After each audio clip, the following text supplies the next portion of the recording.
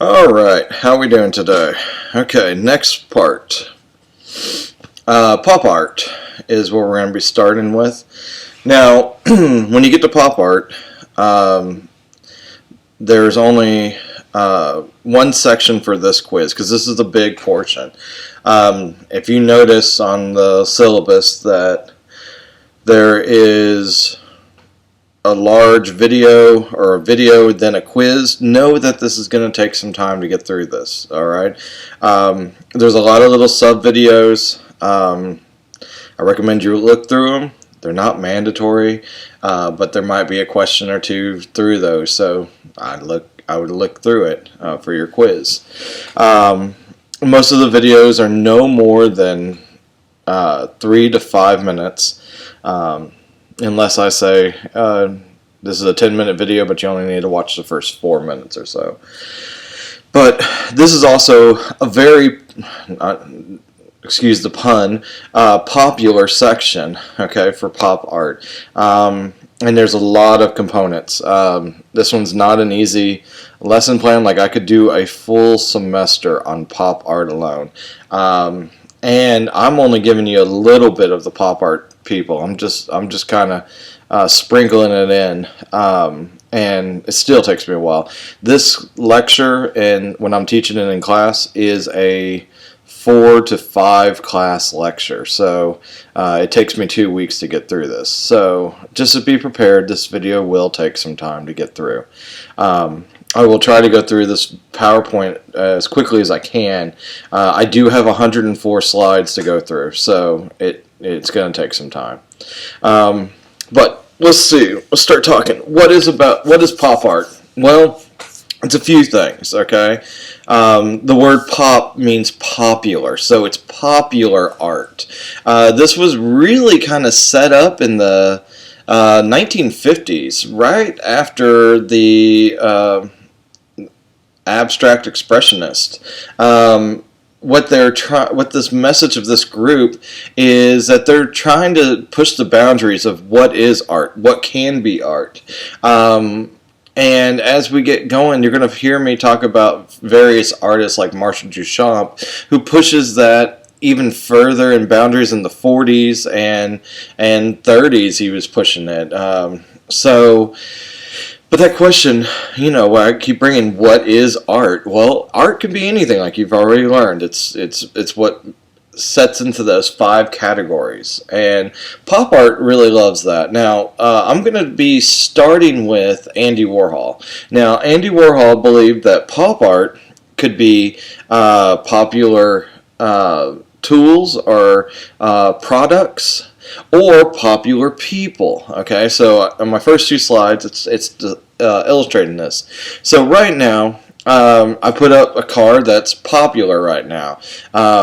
The Tesla, okay? These electric cars, they're becoming more and more popular. When I first started teaching this class 10 years ago, the electric car was something of an ethereal car, and then now it's more of a reality, and it's becoming more and more affordable for the mass public. I put the Tesla's newest car, kind of looks like the DeLorean of electric cars, with their back doors that raise up, which is weird that it's the back door instead of the front door, but whatever. I'm not a car designer.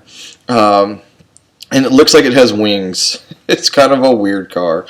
So anyway, I chose this as a popular car, as a product. Now, in the 1970s, 60s, Andy Warhol played with a lot of things that were popular that are now dated. That's the one thing about pop art. It gets dated very quickly. Within a decade, it's been considered not pop anymore, and it's become more of an artifact, and so to speak. So it's one of those kind of double-edged swords. Some people do stay popular longer than others, and some products stay popular longer than others, and some are just kind of classic, but some can get dated. So it's a very kind of it's a tricky area. Okay, if I had to think about things that were popular in the 80s, okay, let's go music. Okay, let's do a whole genre of music. 80s. Let's go before that. 70s. Record players. Okay, you had two types of records. Okay, you had large records and small records. 45s. All right, and those became super popular in the 70s, and then it went to 8-track. Okay, I haven't seen an 8-track in years. And then after 8-track, it went to cassette tapes in the 80s. And that was a huge movement for a lot of record labels. And that seemed to hold its weight for almost a decade. I remember my first Sony Walkman. And for those that have never seen one, look them up. And then the compact disc became the next thing was a compact disc or CD player, which at first the portable one, it skipped like crazy, wasn't that great, but they got better over time. And it's funny, now CDs are obsolete. I mean, I have a stack of them from music that I love, and I hardly ever play them. I downloaded all of them to the computer, and now it's on my computer. Then it goes from that to a music MP3, and I remember when that came out, and I was like, well, how are you going to play the MP3? Because I played it through the computer. I still was using my CD player, and then when Apple came out with their iPod Shuffle, and the iPod Touch, I mean, that just totally changed everything for music. And that became popular. And then now, it's just become mainstream. Our phones, I don't even think I haven't bought a song in forever. I just download an app that allows me to play any song anytime I want. So now it's even gotten where I haven't needed to buy a CD anymore. So it's interesting how that kind of shuffled have gone through. And with pop art, they've kind of played with music for years. Now anytime they go back to the 80s, they consider it retro. Okay, retro is the new term. And retro, I would say between the 50s, well, I'd even maybe go into the 20s. From the 20s to the 80s is become this retro category. If it's in the 20s, it's almost kind of like what you see for music videos. A lot of times they go back into that Great Gatsby kind of a feel, and so I go look at places like Urban Outfitters, and they totally play off that retro card, and that's a very kind of poppy place. All right, and you're going to actually hear me talk about Urban Outfitters and with another artist. I actually don't shop there, not because I don't want to not be trendy. I'm boycotting the place, and I'll explain why when I get there.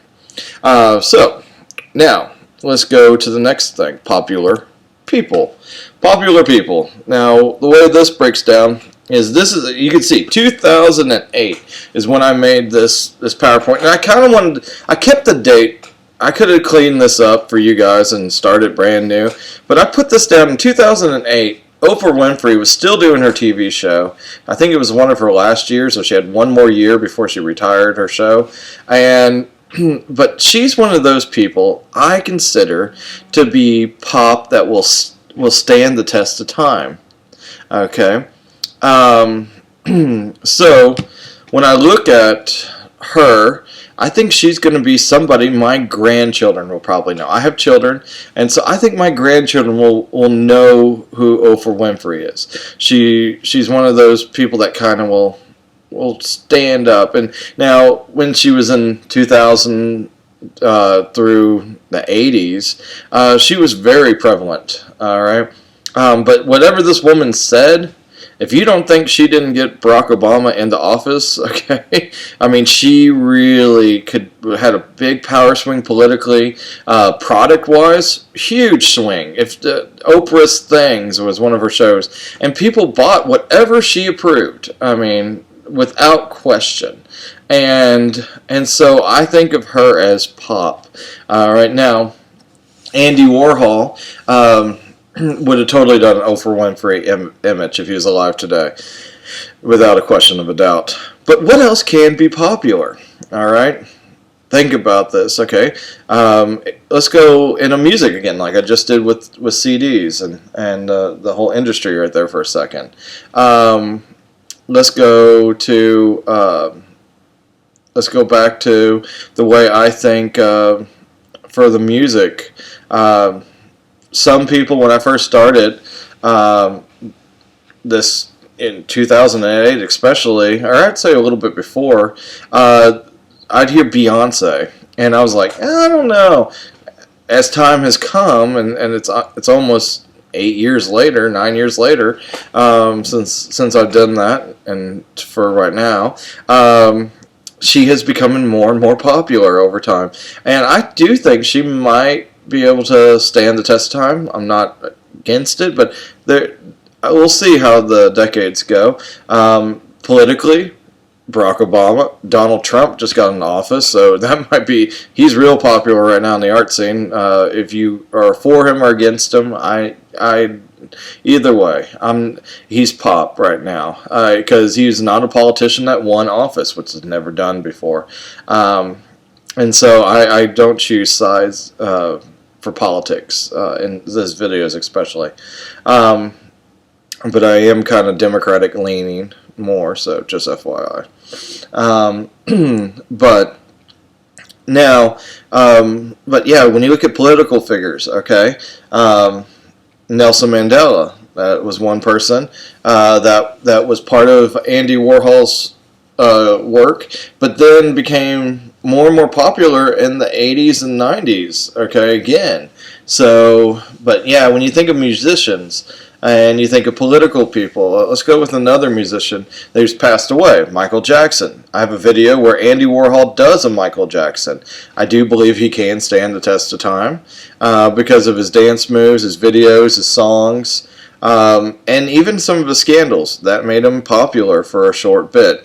So negativity can make you popular. Playing with that negativity, let's go with the sports figures. Negativity, can O.J. Simpson be popular? Yeah, sure. Let's say Tiger Woods, his big scandal that happened almost 5 years ago. But that was a huge scandal. But he was also an amazing player. Same thing with O.J. Simpson, an amazing football player. He was amazing. He won the Heisman. And so, and then you have, let's think about people that have not had bad, tarnished backgrounds. What about Michael Jordan? That's very popular. He'll probably stand the test of time with his shoes line, his sports. Some people say LeBron James. I get that one a lot. I don't know yet on LeBron. He hasn't won enough rings for me to say yes or no. And that's not a slam. It kind of is, but it's not really. He's a great player. No denying that. But in my opinion, until he gets the rings like Michael Jordan, then I will consider him that to be as great. So if you're a basketball fan. And then what about evil people? Can evil people be popular? Hitler will always stand the test of time. For negativity for Americans. What about Osama bin Laden? Okay, that's another bad person that will probably stand the test of time for 9/11. So we have these characters. Now I'm going to also show prime ministers from the 1960s and 70s that. When I show General Mao, most of you guys won't know. You've seen his image, but you won't know his name. And so there's going to be some people here that you're going to see that you might know, but you might not know. Okay, and it's kind of interesting how this all kind of plays out with our time versus what was the time during the 60s and 70s. Now. So I want you to know these categories: popular people and popular products. It's the key element for pop. Okay, I want you to know those. Okay, it's going to be very important. There will be a question on that on your quiz, so I would write it down. All right, Andy Warhol. All right. Now, this is where I have a little fun in the class. I asked the class, and I look for usually a young gentleman, and I ask him what a Brillo is. Okay, a Brillo, and they could look at the little bottom that says soap pad. Have you ever heard of a Brillo? Okay, and if you haven't, that means you haven't done enough hand washing dishes for your mother, and you need to do more of it. Okay, it's those little steel wool pads, SOS pads. Okay, Brillo is just a name brand in the 1970s. Now, when you think about a Brillo box, they're very tiny, and here he's standing amongst his Brillo boxes that are very quite large, 2-foot by 3-foot boxes. And they're all silk screened. There are no pads inside of it. It's the box he's interested in.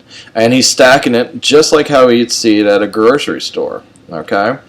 Now, the one thing about Andy Warhol, now, a lot of people said he didn't do hardcore drugs like cocaine, heroin. He did do speed. There's no denying that, because the man never slept when he was at his peak of his career. And his personality is kind of joking. Every artist before him was very serious, stern. I'm a man, and I'm making art. And Andy Warhol was kind of an anomaly. He was a little quiet, pacifist. He started his whole career doing advertising, and he actually kept doing advertising when he became famous. And he would do these ads, and I think that's what really gave him the imagery that he was looking for, and the ideas. And he would draw advertisement logos, and he got paid doing it. He was really good at it. But a lot of people called him like a machine. I mean, he would crank out work like there's no tomorrow, and a lot of people say that, well, he didn't quite, quote-unquote, make his work because he had what we call the factory. The factory was a group of people. If you've ever heard of Studio 54, a lot of the people in the factory helped set up and establish Studio 54, which was a popular dance club kind of scene that was very artistic. When he had all these people working for him, yes, they did replicate his work. Like you see the cow image here, the Borden's cow. Now, we see the Borden's today, and it's a cartoon figure, and I'll explain that. Why has it changed? Now, here he's taken this image, and he would go up to his group of people, say, okay, this is what we're going to do. And he would set up his screens that one would have yellow, one would have red, one would have black settings for it. They would put the ink in it, and they would squeegee it across the screen onto a piece of paper, or a canvas, so to speak. And once they were all done, then he would come back through, and he would sign the ones he approved. All right, and so in an afternoon, if he needed 100 prints, well, his team of people that he hired at the factory or studio, that's what he would. That's what he would do. He'd just say, okay, guys, I need this done. But see, the thing about it, yes, he did not make the art. That is true. Okay, but he had the idea, and so that's where the artistic style comes into place. And a lot of artists in today's time, with the idea of mass production, and everybody wants a piece, and you got to make the work, and if you don't make the work, you're not going to be relevant, so you got to constantly work. And so here, when he made this piece, it got out to the public, and it was quite successful. Now, in today's time, when we make a piece, okay, and we're copying someone's logo, so to speak, is that legal? Well, no, it's not. It's actually illegal to copy someone's logo without their authenticity or their approval. Now, can you change their logo but still use their words and still use the meaning or the message? Yes, you can, okay, and you will not get in trouble. If you change it up to about 20%, where it's still a recognizable image, it is legal to use that image, okay? But you have to change it, all right? And that's what he kind of does in some aspects. But in the other part is, no one sued in the 1970s. If Borden wanted to sue him for using their logo for this cow, in 1970s, they would have laughed at it. And today, they'd be like, all right, that's a valid case. Let's get a lawyer. Da-da-da-da. Boom, you get sued. I think this world right now is a little sue-happy at times. So anyway, let's get into the factory. So the factory people, they would work on these pieces for him. He'd have the idea, and he would do lots of mass productions. All right. Which also allowed him to interview, meet people. So it's about his brand, so to speak. Now, when Borden saw his cow, okay, they immediately changed their logo, okay, which I find this real interesting. He's known for doing the Campbell's soup can, which I'll be showing here, and the Campbell's soup can got such popular feedback from him making artwork from it, and Borden didn't like his personality and didn't like the way he was as an artist, so they changed their logo completely.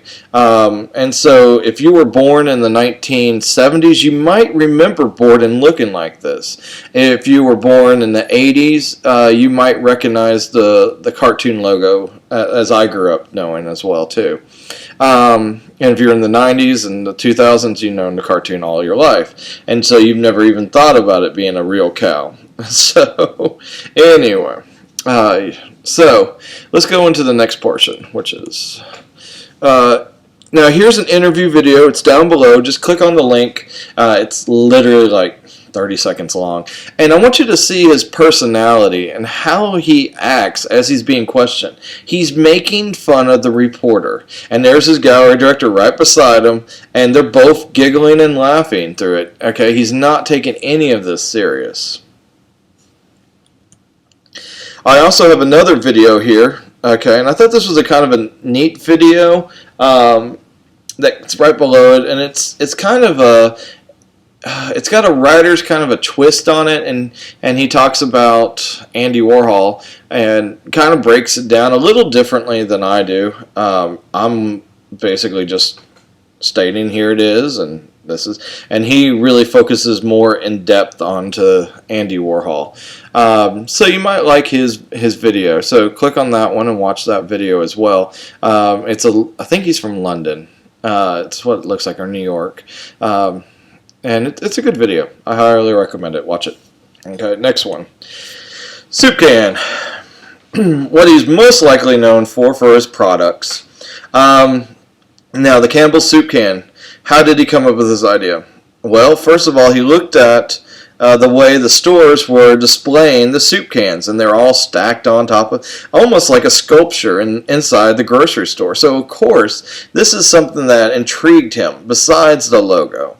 Now, when he did the Campbell's soup can, tomato soup, and it got into Time magazine, the moment it got into Time magazine, he became a mega art star. All right? And any artist at that time that got into Time magazine, which all these artists I'm showing you today have been in Time magazine. Okay.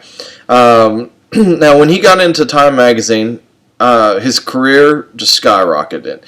He had to have the factory in full swing. And now, when you look at some of these Campbell soup cans, some of them are silk screened, some of them are hand drawn. Okay. And you can tell the difference between the hand-drawn versus the silk screen. And I'll show you in the next piece.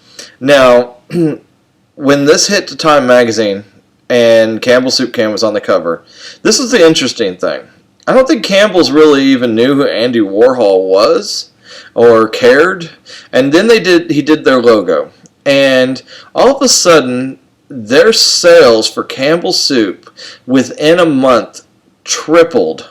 Okay, for the month. That year, as he became more and more popular, the soup can for Campbell's became an icon, and it actually was the #1 soup for 2 decades. Okay, that's impressive. Okay, so I believe people would choose that brand over a Progresso or any other soup brand that was out there, especially in the 70s. There wasn't that many, and so when he came out with this logo, if you notice, they have not changed their logo. Now they have added like a spoon with what the soup looks like inside the can on the label.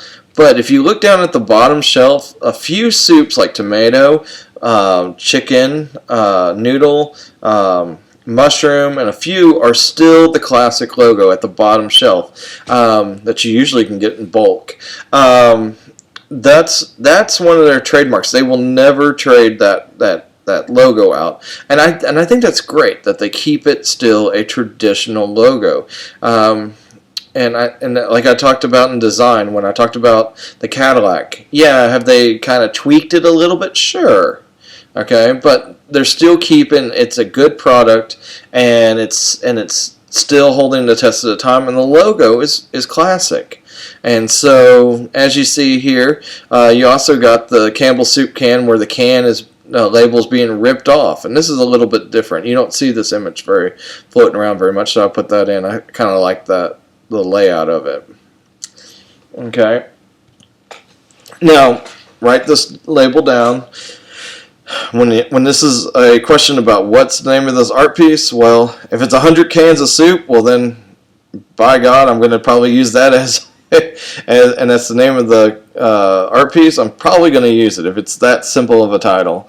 Okay, 100 soup cans. Now this one he hand drew all the way across, and as you look down the rows, you can start to see some of the cans don't touch quite right at the bottom. I'd say the last 4 rows, about 3 cans over, and that gap you see there is a little opening. Okay, and this tells me right then and there he did each individual can one at a time, and it kind of has this kind of weird offset, which I actually kind of like. I think if it was all done like a computer, it wouldn't have any like pizzazz to it. So it's kind of nice that it looks like it's hand done. And this is a painting, and actually if you're from Dallas area, the Dallas Fort Worth Museum over at the modern Fort Worth, they own this piece, and so it's really a popular piece to go see.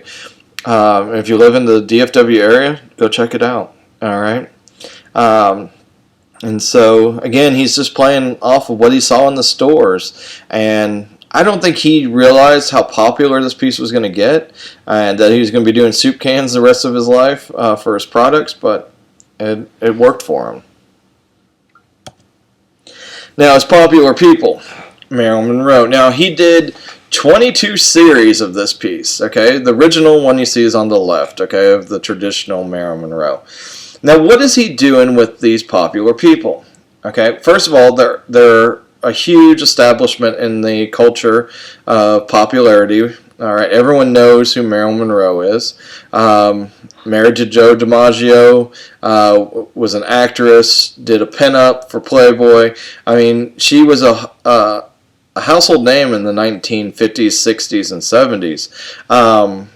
And so as he used her image, and she was always kind of set as popularity, he knew it was guaranteed to be success. So when I talk about that word piggybacking, he's piggybacking off of her success in his art form. Now, what else is he doing? So why would he do 22 varieties of her? Well, the reason is he's trying to make her become useless, okay? She's so popular, he's making the image of her become mundane and almost obsolete, okay? And it doesn't matter what color you make her in, she's still going to be Marilyn Monroe, okay?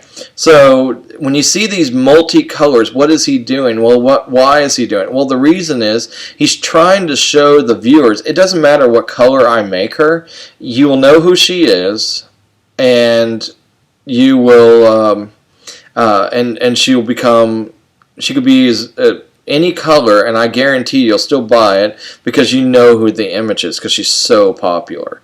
And that was the truth. And one of his reproduction copies in a certain stage, I think, just recently sold for $27 million for a print, and he made like 100 of these. I mean, he made tons of them. Now, did he sell them at that cost? He sold them fairly high, but not in the million category back in those days. Made enough to make a good living selling prints, and he would make on average about 100 prints per edition. Okay, which is a lot. So let's now look at these. Okay, so here we got two people. Okay, total opposites. One's an athlete. I'm sure you recognize Muhammad Ali. And then over here, you might not recognize her for your younger viewers, but for the older people that are looking at this PowerPoint, you might recognize her. This is Elizabeth Taylor. In my opinion, she's one of the prettiest women ever to be on the movie screen. She was classic. Now, and besides her beauty, okay, she's an icon, just like Marilyn Monroe. Now, her image is not as popular. People don't remember her as well. Now, I believe when Marilyn Monroe was in her heyday in the 1960s and 70s, yeah, she was knockout beautiful, and she was even beautiful when she was an older lady. But she kind of left the limelight. She left the scene, okay, and she got married, and she was married, I think, 7 times. Each time she got married, she married a more wealthier husband, and the last husband she married, she loved diamonds and bought her a diamond mine. Okay, she was uber rich. Okay, when she passed away, and she even had her own, and I think they still sell it today, her own perfume line. Now, Muhammad Ali, on the other hand, is totally different. Okay, he's an athlete. Now, every artist, every person that he used, he would ask permission if he could to use their image. So he asked Elizabeth Taylor. She, of course, said yes. Marilyn Monroe, I think, passed away before, or shortly after his pieces were made, which again at that point was popular, so that she passed away. But he asked Muhammad Ali if he could do an image, and Muhammad Ali said no. And of course, obviously, he did do an image. It's right here in front of us. But how did he get it to come across? Well, he actually went to, he lives in New York, and he went to the Garden Center and watched him fight, I think it was Frazier, who he lost first to. And he watched Frazier and Muhammad Ali fight, and if you look in the video, he's front and center, 3rd row back from the center of the ring. So you can tell by his white hair, and if you watch that in the background, watching him, he is totally repulsed of the situation of them fighting, and so he does not like it, and you can see his head kind of jerking back and forth every time Muhammad Ali gets hit really hard. And if you know anything about this, Muhammad Ali lost the fight. Okay, it was one of his first fights he's ever lost, and so at this moment, Muhammad Ali was in his in his dressing area, or his locker room, and Andy Warhol thought this would be a perfect time. He's already sent letters, and he's gotten rejected many times, and so Andy goes into the back area, and he had that kind of pizzazz, like, well, if you don't know who I am, get out of my way. If no bouncer would stop him, because he was so he had a charisma about him that people were like, okay. And so he asked, could he go see Muhammad Ali? Well, he actually gets the opportunity, and his publicist goes to Muhammad Ali and says, hey, we have an artist out here, Andy Warhol, who wants to see you. And Muhammad Ali is like, tell that guy to leave me alone. And then the publicist comes back to him and says, well, he's been making images of popular people, and it could really help your image right now. You just lost this huge fight. So he asked him to come in, and he talked to him for a second. And this is what Muhammad Ali said to Andy Warhol, which I thought was interesting. He said, I've seen your art. Okay, and I've seen it in magazines, and I've seen what you did to that pretty girl. And he goes, and if you do that to my image, and you make me any color other than what I am, okay, and if you, I will find your studio, and I'll come knock you out. And Andy was like, and he was like, okay, I understand. And so when you look at this image, yes, the skin tone is natural, okay. But this is where he got in a dilemma. Okay, as he was looking at pictures of Muhammad Ali, he noticed that some of the pictures he had red gloves on, and then he noticed that some of the pictures he had these orange gloves on, and he didn't know which gloves were his kind of good gloves to use. So he kind of figured take the chance of doing one of each. Okay, and so he did this red and orange in both hands, and kind of took a chance at if he did one all in red, he might get in trouble. And then if he did one all in orange, he might get in trouble because those might be his unlucky gloves. And so I thought that was kind of smart on his part. He put this out, and he only made a small edition. I think he only made 50 prints of them. All right. They sold immediately. They sold like hotcakes. And Muhammad Ali prints are his most valuable portrait prints there are out there because he only made such a limited amount of them. And Muhammad Ali liked it so much he actually bought one. All right, and so it actually worked out in his favor. And so at the end of it, it kind of plays out. Now, here we got political, okay? If you don't know who the lady is on the left, you might not be from Dallas. Every person in Dallas knows this woman, and if you don't, look at your history books. This is Jackie Onassis, okay? For those that don't know who Jackie Onassis is, it's the wife of Kennedy, okay? And she is the epitome of the perfect housewife. And also being from Dallas, you see her going off the motorcade, hanging out the back after the shots were fired. So she again is a very traumatic woman in a lot of popularity. So of course put the most ideal woman in political history in an image. So I could see Michelle Obama being one of these women too.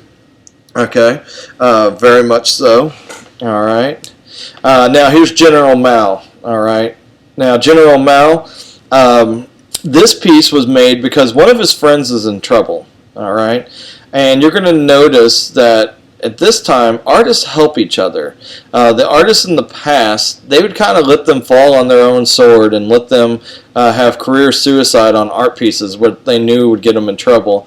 And here he's defending one of his artists. So you'll see in a minute that when I bring this piece, why was this made? He originally did not intend to make it, and it became one of his more popular pieces. So we'll talk about that in the future, coming up real soon. Here we go with, we have Queen Elizabeth. Now this is a younger version Queen, okay. It's amazing she's still alive. She's an older lady, wow. And it's quite amazing, her run in her reign. Now, when you look at this image of her, it is totally different from the black and white silhouettes that you saw in the earlier pieces. Here, he kind of put this he would hand paint onto the prints, and he only did small additions in the 80s like this. And some people love it more, some people don't. I like the black ones a little bit better personally, but some people love these, so I definitely make sure I hit every genre of him.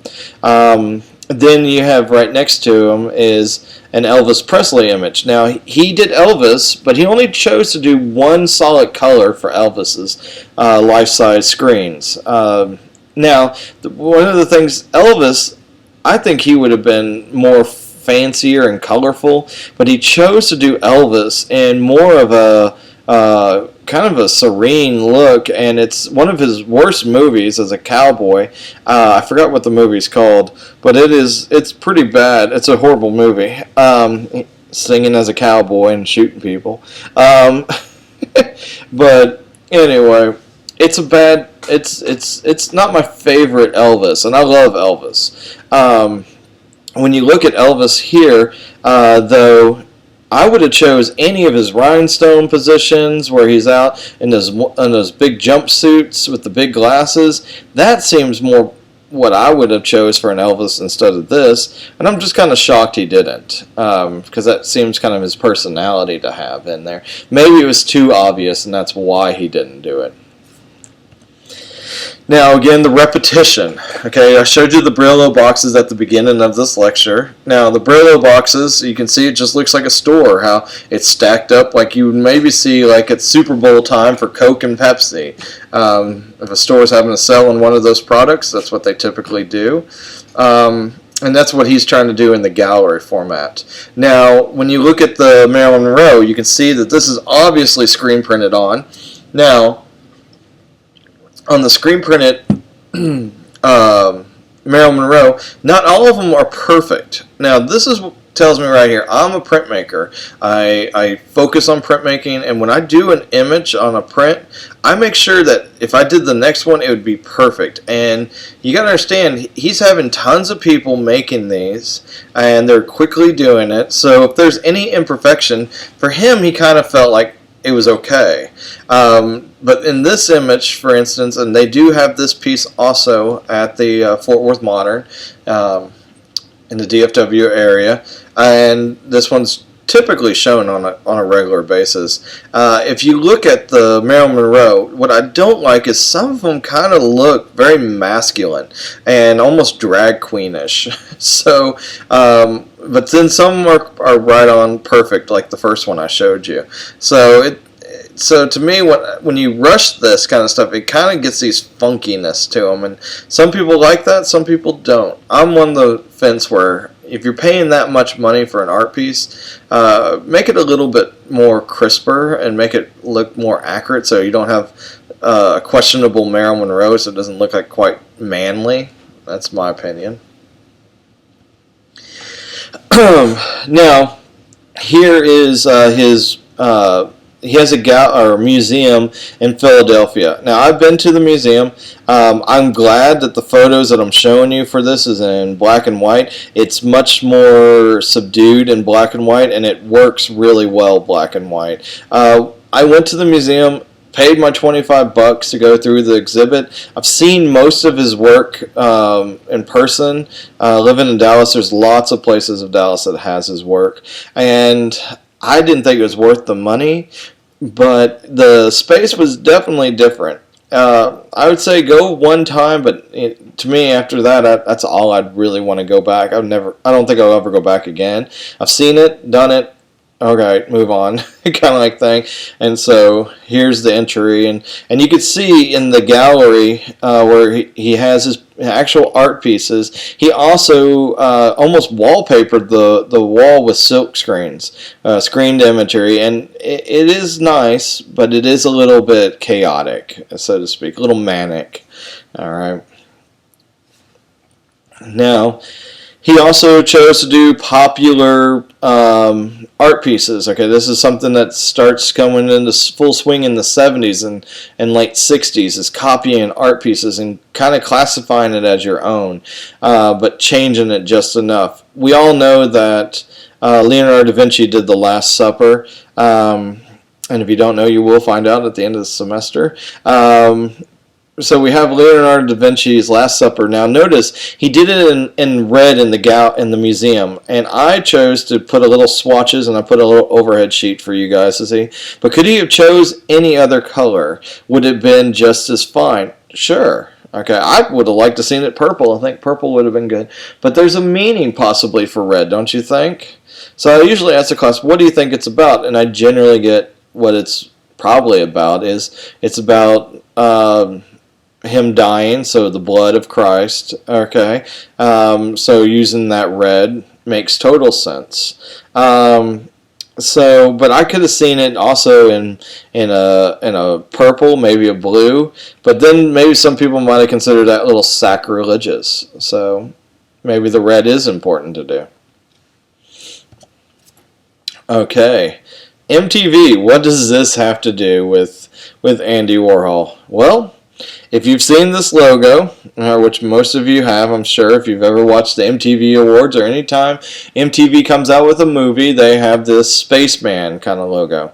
Well, the owners to MTV, when they were in their 20s, came up to Andy Warhol in the early 80s, and he's an older gentleman at this point, and basically asked him if he would be interested in doing a logo for MTV. And he was like, well, what's MTV? And they told him. He liked the premise. He liked the idea. And so he said, okay, what's in it for me? And they're like, well, we can't pay you. Well, he was like, nope, not going to do it. and he goes, but they're like, wait, we have something better. And I said, if this works out, for 1 week, we'll play. We know that you like to play musical instruments and you have a band. We'd like you to make a video, and we'll play your video on the hour, every hour, for 1 week. And he was like, okay, make it a month, and you got a deal. So they thought about it, and they said, deal. And so they left. He called him back a couple days later. They came to the studio, and he shows them a spaceman. And they look at him really kind of confusing, and like, well, why did you do a spaceman?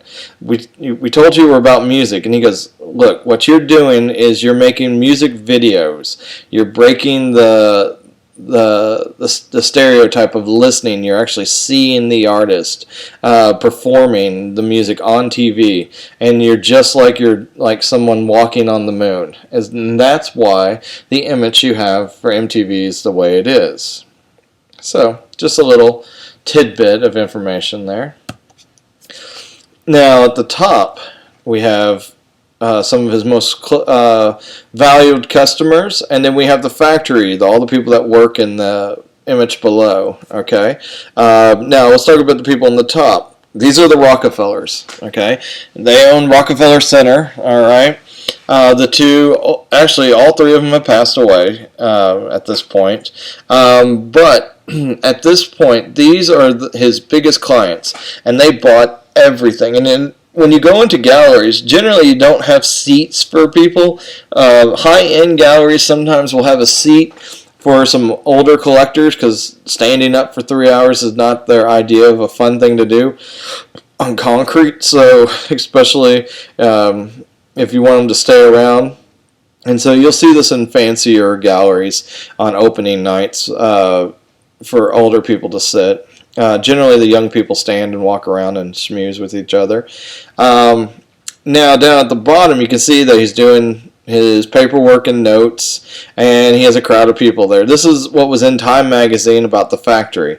Now, if you were a newcomer to this, they would not let you into the photo.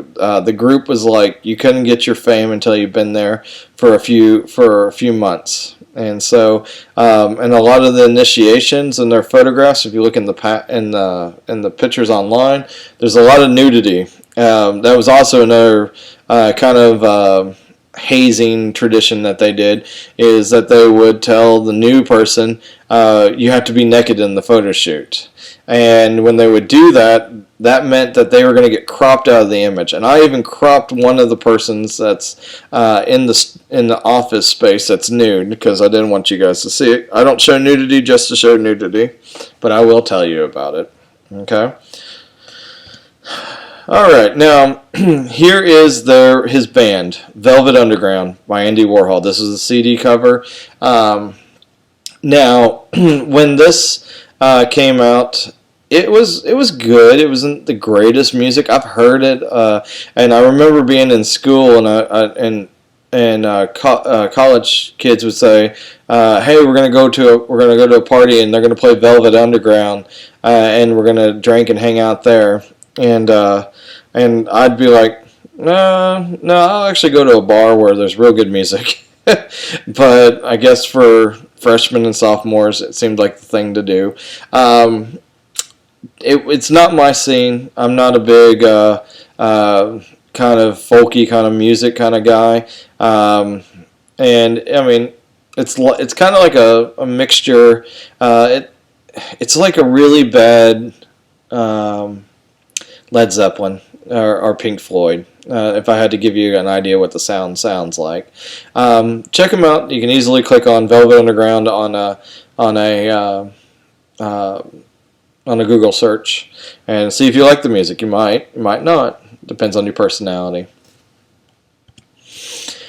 He also did directing. So here is his movie that I shown for you guys. Now, he's done a couple movies. He did one movie called Sleeping, where a man sleeps throughout the whole video.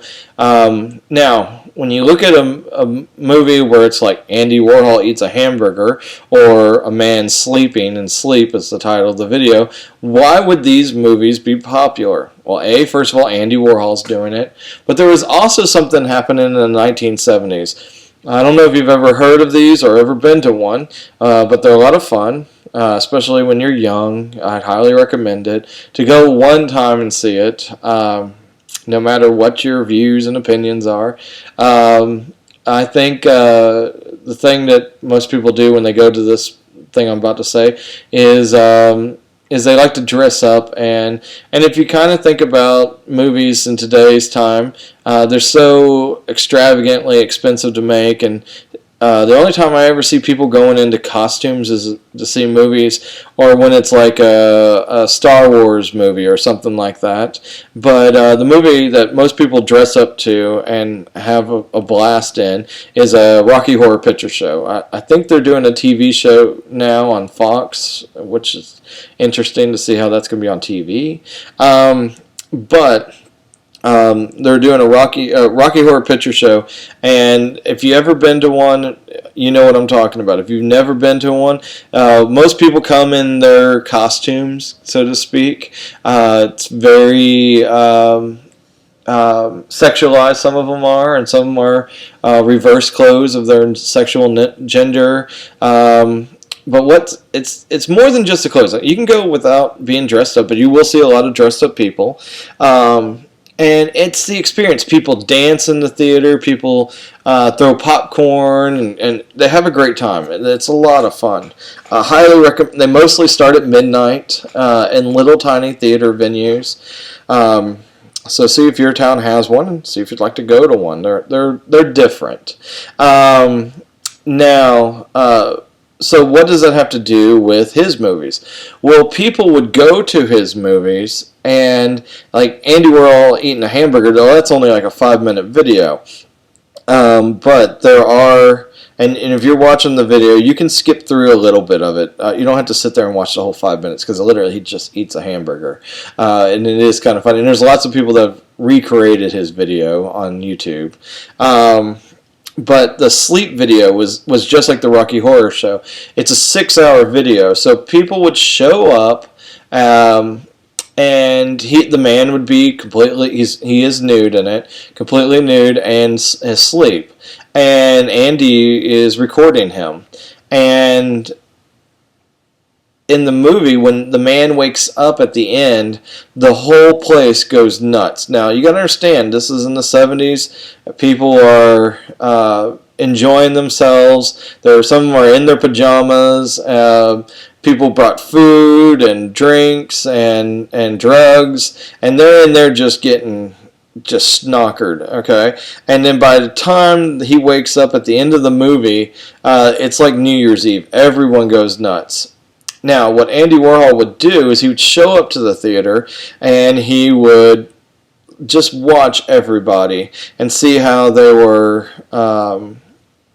doing all their festivities and stuff. And when people found out that Andy Warhol was there, it just went crazy. And so he didn't go to every showing of his movies, but he did go to a lot of them. And a lot of people would question if he was going to be there or not. And that's what's so interesting about this, is that he would kind of think, is someone going to be there, or is Andy Warhol going to be there, or is he going to not be there? And so it was always a mystery. And he'd always show up at the end. He didn't start with them. And he'd only stay for a little bit. He just wanted to give enough hype for the movie so people would keep seeing his work. So click on the movie if you want to below, watch it, or you can watch it at the end. Now here's some DFW, Dallas-Fort Worth if you're not from here, Andy Warhols. Okay, so you look at these. Okay, so we have here his execution series. We have his self-portrait in the Fort Worth Modern, which I have other pieces, as I've said. And then we have the Chanel bottle, his products. Chanel bottle is also one of his more popular pieces. Now, we'll start with the Chanel and work our way to the last. The Chanel bottle, what I find is really interesting, they have about 25 to 30 prints at the North Park Mall in Dallas. All over the mall have his prints. They're worth millions, just sitting there on the wall, okay? Most of them are high up in the ceiling, so it's hard to get to, but not all of them. Highly recommend you check him out. He has an animal series and a product series that are they're really nice. If you live in the area, go to the mall. It's great during the holiday season. Like I said, they've spent $1 billion on their art collection, and that's amazing that they have it in that mall. Next one, his self-portrait. Okay, I love this picture because I love the cowboy in the picture. It's right across the street from the rodeo stockyards, and it's not uncommon to see cowboys walking through the museum because when they're got some time off, they want to go look at something. The building at the Fort Worth Modern is gorgeous, so it's definitely something interesting. So people are like, well, let's go see what's over there, and they go, and so it's not uncommon to see cowboys. But I would like to know what's going through that cowboy's mind as he's looking at Andy Warhol. Okay, and I guarantee Andy would like this image too as well. Now the last one, his execution series. Now, this is a personal piece. Again, it kind of goes with that Last Supper, all right, with Jesus. So here we have an electric chair. And so this is an execution room for a prisoner. Now, he's trying to be anti-execution, okay? Now, he lives in New York. We live in Texas. You might live someplace else if you're taking the class elsewhere. But in Texas, we're known for our executions, okay? But New York is just as bad, okay? Don't let people tell you otherwise. They kill people just as bad as Texas does. Now, the reason for this piece is he was shot by a crazed fan. She was on drugs. She came up to him, and something happened, and she pulled a gun out and shot him in the stomach, and then ran away. She was later found, and the thing about it is where he was shot was not in a very popular area of New York. He had to crawl for a while till he was found. Once he was found, they immediately got him to the hospital. He survived. Now, there's something interesting that happened at this moment when he was found. After everything was done, and they told him, they said, "Look, well, you were saved. We got the bullet out." But there's something else that we need to tell you. He had AIDS, okay? And that was really popular in the 80s to have AIDS. He never made art about it. He actually kind of tried to hide it as much as he could. But when it came to prosecuting this young lady, a lot of people wanted to basically throw the death penalty on her because he almost died, and he told the prosecution, he goes, "I will not press charges against her if you put the death penalty on." He goes, "I want that taken out." And so they did take it out.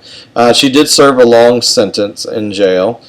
He wanted her to get cleaned and fixed up because she was definitely on drugs and had mental issues. And then after all that was said and done,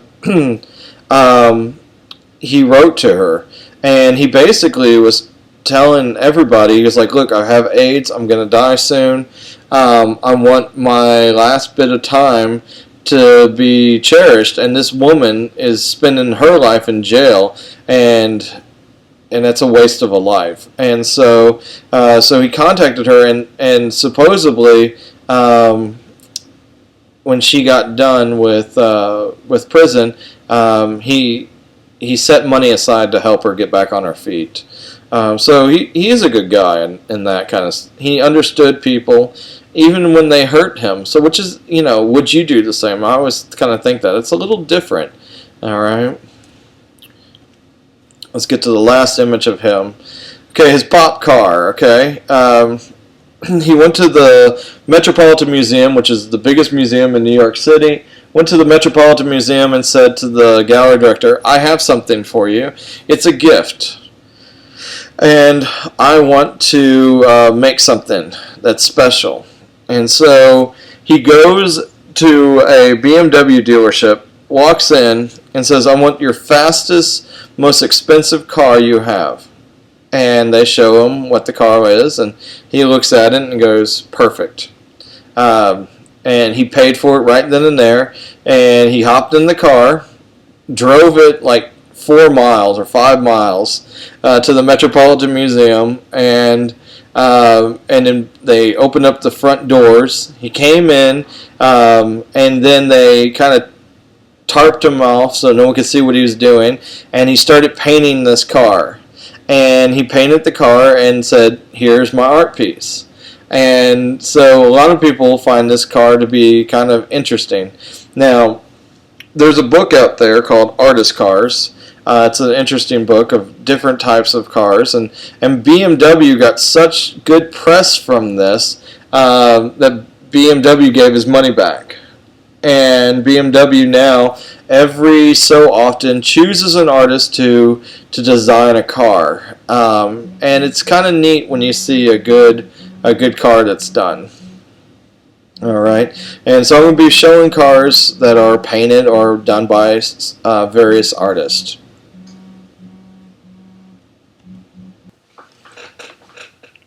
All right, now we're on to the next artist. Took a small little break there.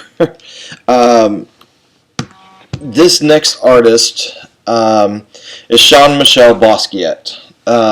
Besides being an artist with probably one of the better names out there, this artist is not a very well-known artist, even though they did a movie based on this artist. I think it was in 1996. Really good movie. The only thing I don't like about the movie is that they portray him only making great art when he was on drugs. And the truth is, most of his greatest art pieces were when he was off drugs. He is basically the prodigal son of Andy Warhol. Andy had no children, and so he kind of felt like Jean-Michel Basquiat was his son. And the one thing about him that makes it really kind of interesting, he was a graffiti artist. And he basically, in the movie, and in person too, did this. He went up to Andy Warhol just saw him walking into a fancy restaurant, pulled out of his backpack some small little art pieces of his, and he came up to him and asked him if he'd be interested in buying ignorant art. And that phrase, ignorant art, that is something that's kind of interesting.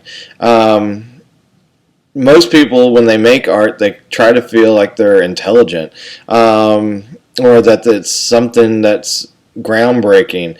And here's this young man saying, "Do you want to buy my ignorant art?" And so again, he kind of liked the playfulness that Jean-Michel had.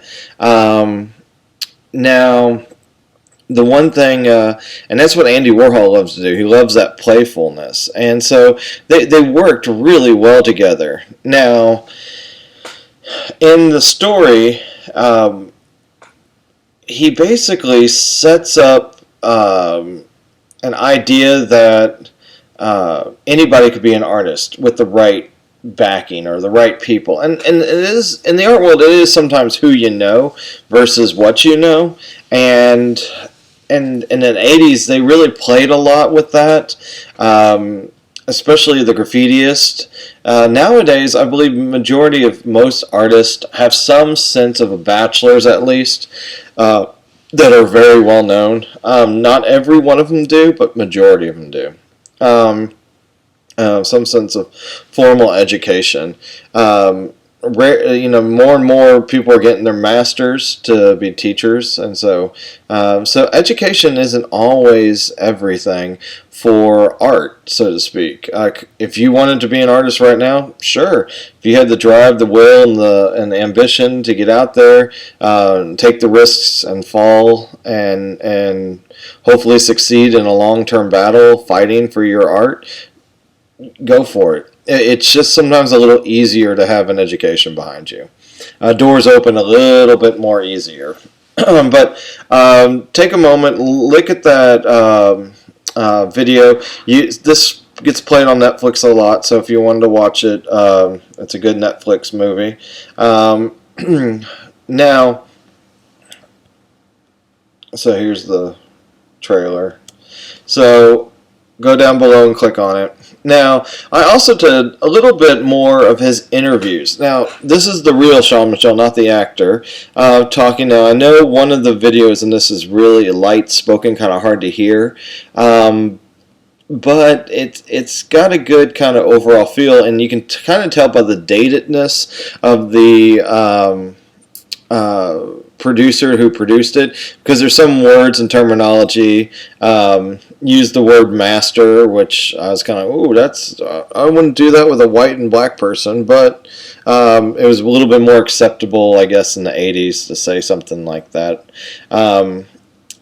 But he uses words all the time, and you'll see in this video he uses the word eep, which is, he uses these words that are made up sometimes. He comes up with, like, hashtags, so to speak, in his art, and there's no such thing as hashtags. So it's kind of interesting. He's a little bit ahead of his time. If he was in today's time with the computer and technology, I think he would have been more famous, but he got famous super quick, and that was his downfall. He got addicted to heroin. He's part of Studio 54. You see him date with a picture where he dated Madonna in the video, and they even talk about it in the trailer. Yeah, he got super famous super quick, and it worked for him. But it was a shame that he ended his life on his addiction, and that's one big part about art. A lot of artists sometimes get caught up in the lifestyle. It's just like a rock and roll kind of a style. When you get to be at these higher upper levels, sometimes it gets to be rock and roll life. So it's show after show after show, crowds of people, meeting the wrong people sometimes, and in this case, he's kind of always had those wrong people in his life, and now he had money to purchase the stuff that he wanted, and it ended up killing him.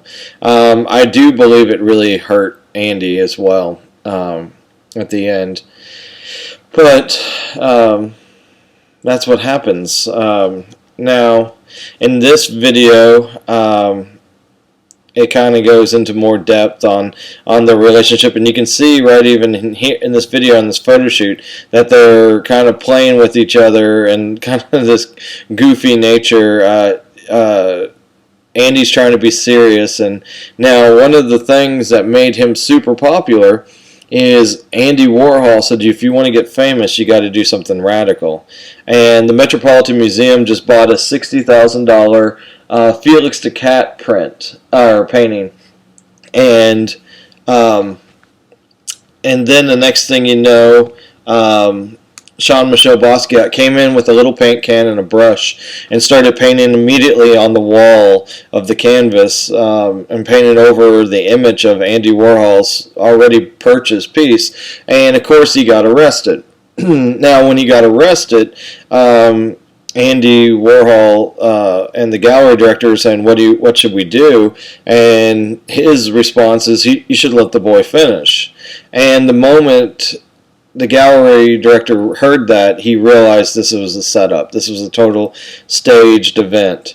And they did let him finish, and it is probably one of the more valuable pieces of Andy Warhol and Jean-Michel Basquiat, because of this, just the whole idea and the story behind it. Now, the next one I put in for a video, and I just put videos in because it's just faster for his work, and you can see the work behind it. It's really kind of raw looking. It's very graffiti in the 1980s. But I like this video right here, where he's interviewed, and you can hear how he talks. He reminds me of a lot of a freshman that's coming out of high school that has a big ego. I get these a lot in my art classes, and that's fine to have an ego. You just got to be able to back it up, and he does back it up, and having Andy Warhol behind him really helps. I mean, that is a big step in the right direction. I think Andy basically, if you were to think about it as like School of Hard Knocks, Andy was basically his graduate level thesis year, and so basically those 4 years that they worked together, that's just like grad school, and so it was a very lucrative position for him. It's just a shame that he died at such a young age from heroin. So, Roy Lichtenstein. Okay, so a lot of people, when they see the name Roy Lichtenstein, they recognize his art but don't know who he is. And when you think of pop art, you kind of think more on him than Andy Warhol. Now, Andy Warhol and Roy were really close friends. They both hit their pinnacle of their career almost simultaneously. When one got into Time magazine shortly, Lichtenstein got into Time magazine. And so when Roy made it to Time magazine, Andy told him that at this moment, we'll never have to worry about selling an art piece. And Andy was right. And Roy and Andy were basically super strong. Now, Lichtenstein's graphicness is based loosely off of comic books in the 1960s and 70s with their kind of graphic natures, like this one here I have where it's blam and ba-boom, and so it reminds me of early Supermans and Batmans of those times in the 1960s. But his art movement kind of revolutionized the way the 1970s art looked for comic books as well. So if you're a comic book fan and you don't know Roy Lichtenstein, really look at his work and look at the comics that were going on at that time. And it's interesting. I listened to all these, podcasts and videos and documentaries on comic book, and they never bring up Roy Lichtenstein. They always talk about the artists that were the comics. But to be honest, I really do believe that those artists that are highly revered in today's time, they were studying Roy Lichtenstein. It's just that I do believe the mass public does not know enough art history. And what's the gentleman? He's done those movies. I can't think of his name. All of a sudden, Kevin James. Not Kevin James. He did Clerks and Bill and Silent Bob and films. And if you know who I'm talking about, I can't believe I can't remember his name. But anyway, needless to say, he's a big opponent for comic books, and he talks a lot about comic books, but I've never heard him once talk about Roy Lichtenstein. And I'm just curious if he knows Roy Lichtenstein. So anyway, on that note, now besides the comic book words and the text and the aggressiveness of the black line. Also notice the comparison between the one on the left and the one on the right. There are these little tiny dots, okay? These are called halftones. For you younger people that have never seen these before, halftones were commonly used in commercial printing. Now, these are paintings, so he's painting in these halftones. And what does a halftone do? A halftone gives a value of depth. As the dots get to be closer to a V-like shape, as it goes to the apex and at the V, it makes the dots stand out a little bit more, and they become a little bit darker in those areas. But it generally gives an overall tone that helps on that push and pull motion. You can see here in this one where the dots are on the lady's face, and there's light kind of peach colored dots, there are dark brown dots, and they're just kind of like a medium peach and brown dot. So there's 3 layers of dots that make the skin tone. He got really good at blending the dots and choosing what gets dots and what doesn't get dots, and it's kind of interesting on this. Now let's look at this image for a second. First of all, what's the emotion going on in this? Okay, when you look at this, I see two variables. Okay, one of the variables is he's angry at her, or is he questioning her?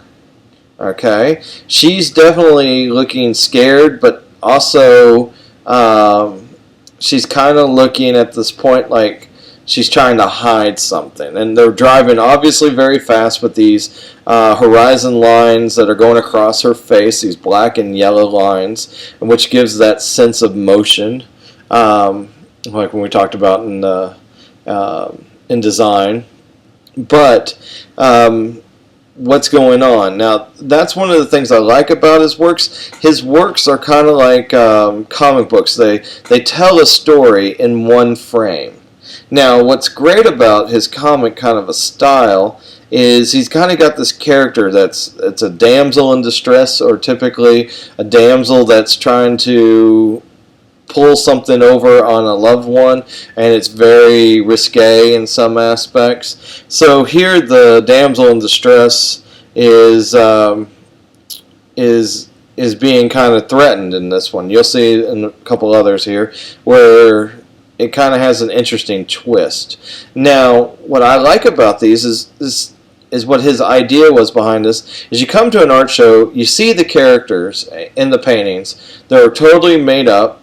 The guy kind of has like a Dick Tracy, James Bond 007 kind of look to her, and the women kind of have this, I would kind of guess, in the Albert Hitchcock kind of a feel of an actress, classical, just beautiful blondes, typically, sometimes brunettes.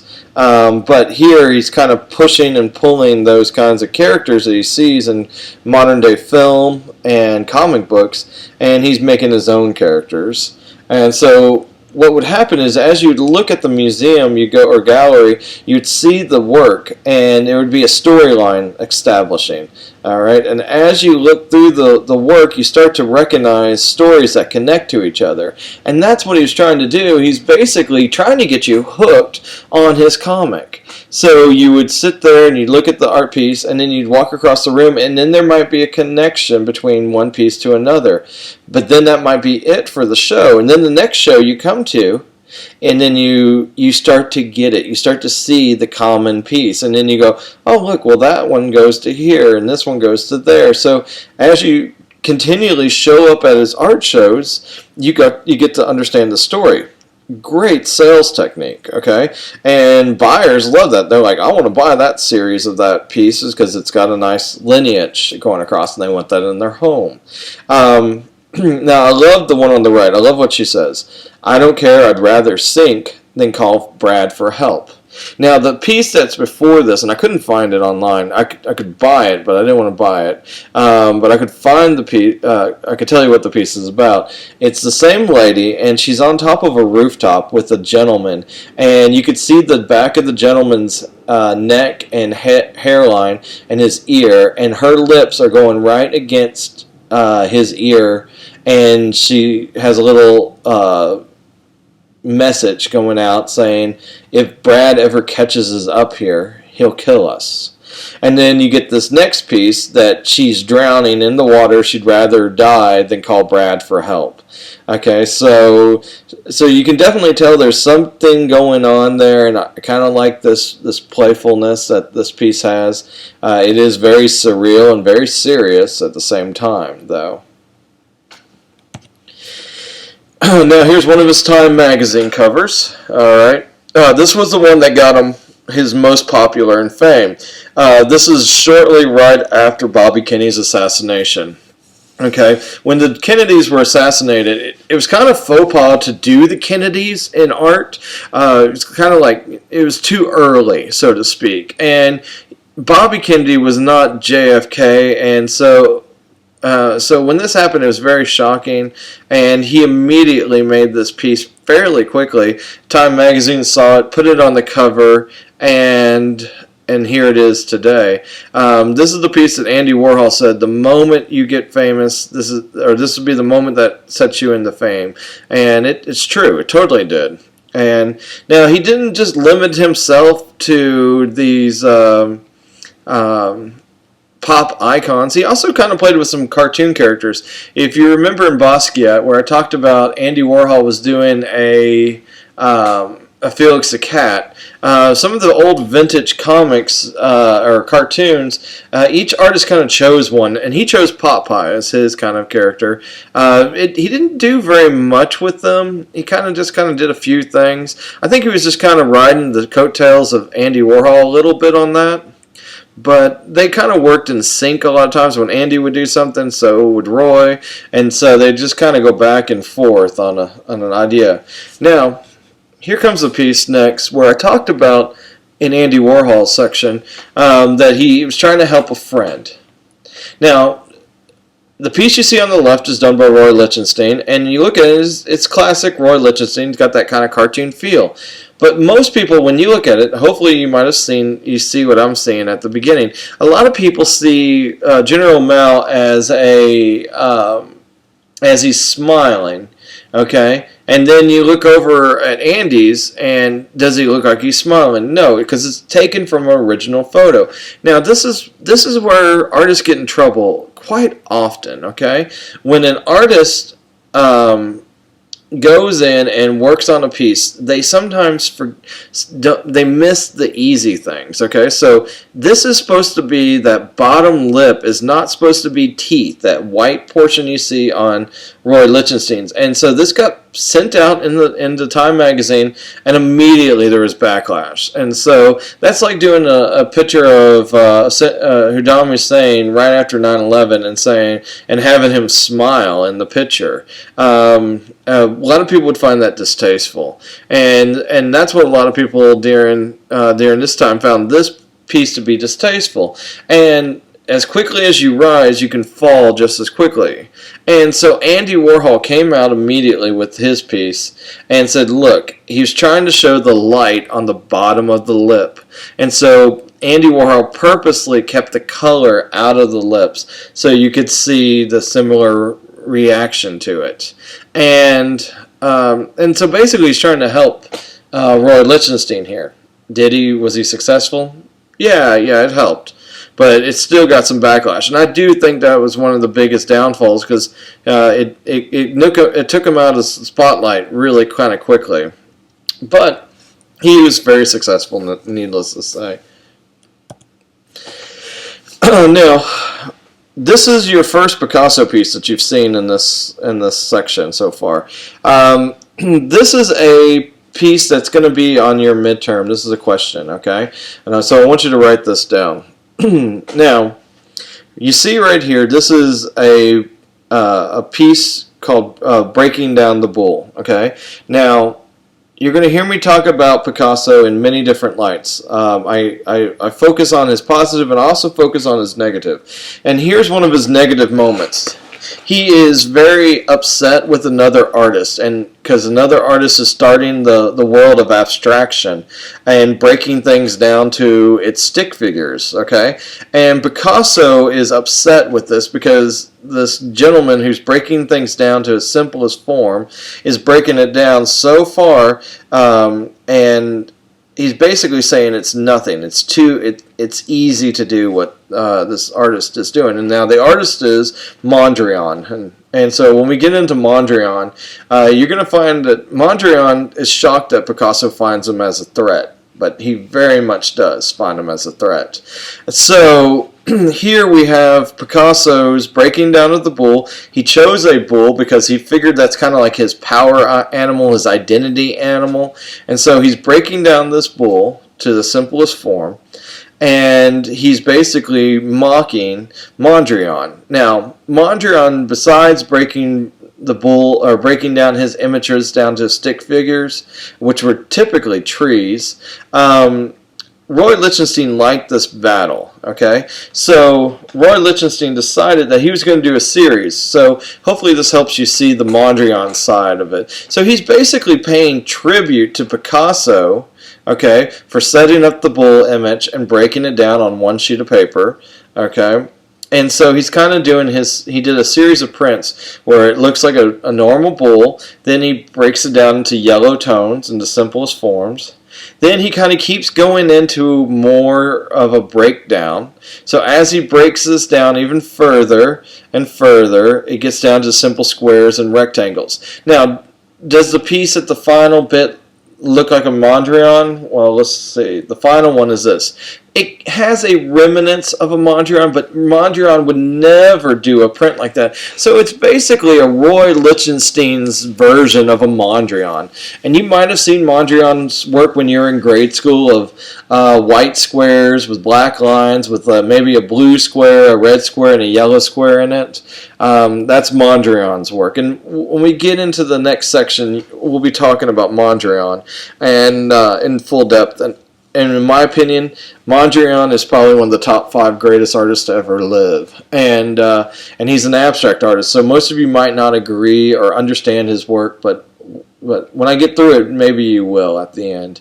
Now, like I said, Andy Warhol and Roy Lichtenstein were friends, and whatever one would do something kind of groundbreaking, the other one would typically do it. And news reporters were constantly in their studios, and so after this piece was made, where Roy Lichtenstein broke down the bull and paying tribute to those artists, a reporter went up to I got the names off, Andy Warhol, and said, "Are you going to break down your bull?"